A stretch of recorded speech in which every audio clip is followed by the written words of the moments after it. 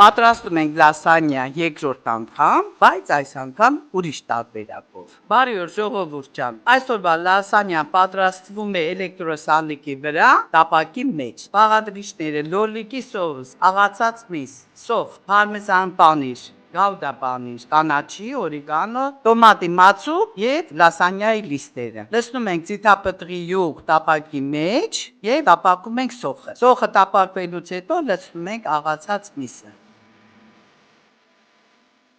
Միսը կիսատապակվելուց հետո լցնում եմ աղ եւ լցնում եմ չոր օրիգանո, տոմատի մածուկը, համեղ բուրմունք ամբողջ խոհանոցով մեկ։ Այժմ լցնում եմ լոլիկի սոուսը, ավելացնում եմ կատնասերուցքի։ Հիմա կլցնեմ 100 մլ ջուր եւ փոշի սխտոր։ Այժմ տնելու եմ լասանյայի լիստերը սոուսի մեջ,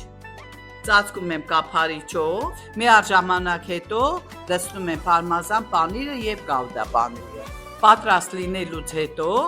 արդեն դնելու եմ 5 րոպե ջեռուցի մեջ, որպեսզի կարմրի։ Համտեսում եմ, ժողովուրդ ջան, անմահական, անպայման պատրաստեք եւ անուշարեք, սիրում եմ ձեզ։